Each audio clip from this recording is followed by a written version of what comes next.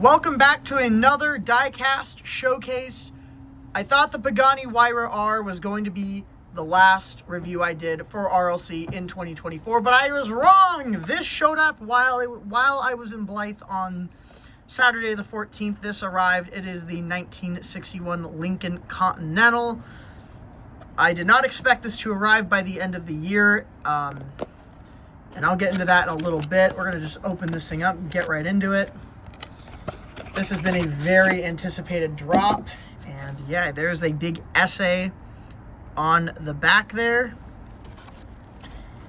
And yeah, I think which side did I open? This side? I opened this side. I pre-cut the tape, and this box is huge. So this is not your standard RLC acrylic case. As you can see, bit of tissue paper there. Don't really care. There's a lot of stuff going on, as you can see. Very elegant packaging, much larger acrylic case, almost like reminiscent of the packaging we'd see on Matchbox Mattel Creations drops. I think this is a different acrylic case. This thing is huge. And I think the reason is because of that. We're going to get into that. Oh, there's my face. Look at me right there. Reflecting in the big, giant acrylic case.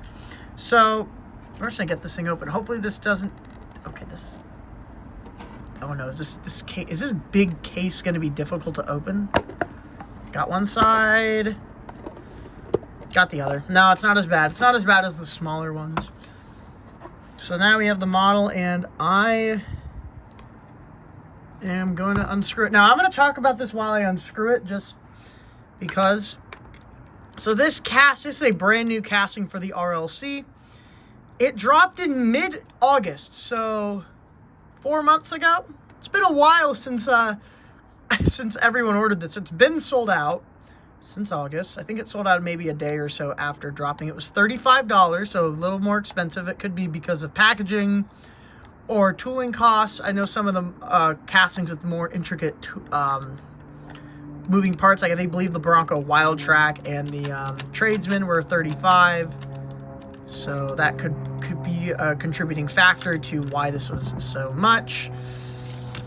And there is a little piece of plastic here. Let me just... I don't think this is going to go back in the case. I actually really want to display this, and this case is too bulky to display, so I'm just going to leave all the packaging in here. If I can get this back on. Oh, is it like maybe a one-way? Yeah, you know what? I think for the case, it might be one of those weird, like, one-way cases where one side's thicker than the other. Yeah. Now, yeah, there it goes. Anyway, so this came out in August, and it didn't have a ship date. The ship date wasn't set until December 1st. So it was a pre-order. You bought it in mid-August. Mid-August, it wasn't supposed to ship out until December 1st. Well, it got delayed. It got back-ordered. And it wasn't, and the new ship date was December 30th, so a whole month. It is now mid-December, and it has shipped out. So, I don't know if it arrived early or if it arrived late. I really don't know. But here it is. And I don't actually think this is Spectraflame. I'm trying to look. I think it's just a gloss black. Does the packaging here, let me read the box. They're calling this Spectraflame paint. They're calling it Spectraflame Black. I should have brought out, like, another... I don't know. I'm not sure if it really is Spectraflame. I mean, it's really glossy. Like, where's my microfiber cloth? I have one here. Just to wipe it off just from some of the packaging debris that can sometimes come on these models. Yeah, I don't know. So it has this lace wheel on it with the white lip, which looks great. And I brought out some other Continentals. These are all 64s. Hot Wheels tackled the 61, which I think just has like a different front end and some other differences. This is the Matchbox one that came out this year, the hardtop. Looks really nice and stock. This one was one of my favorite models that came out this year. Hot Wheels also has a 64 casting. It's a bit more modified. It's lowered. It's slammed. I don't think it is nearly as good as the Matchbox casting, but also Hot Wheels is a convertible. Brought this one out. I actually think it's better than the hardtop version. I think it looks a little better. And yeah, these are all 64s. I just brought them out just to have something while I show this off. And yeah, so this does have the opening doors in the front. And here's kind of the innovative thing, and this is why I think it might be, why it might have costed $35. It does have the opening reverse doors in the back. So it has 4 opening doors. Look at the detail in the doors. All the doors are detailed. There's a separate window piece here that opens with the door. I know with some opening doors, like I know on some Matchbox moving parts, the A-pillar like stays stationary right here with the car. But with this one, it actually moves with it.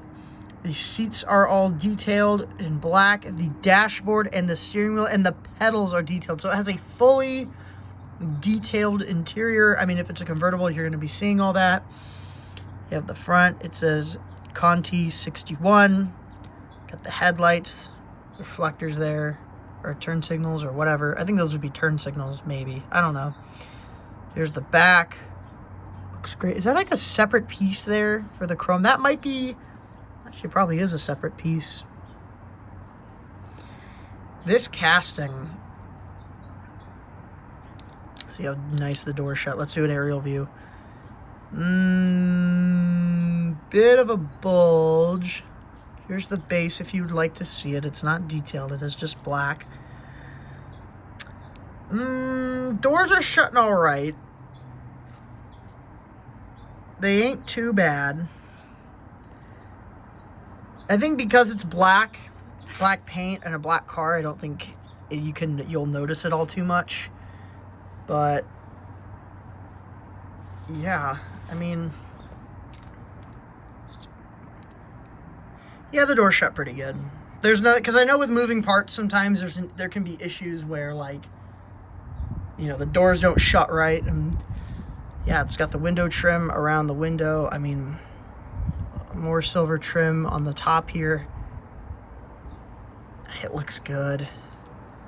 So, is that a paint chip right there? Hang on. Yeah, we got a paint chip. It looks like that's a chip right there on the fender. I don't think I did that. Looks like it actually just might be a yeah, you know what? It's a deformity with the metal. You can see the metal's kind of poking up there. Wait, actually, you know what? It's coming off.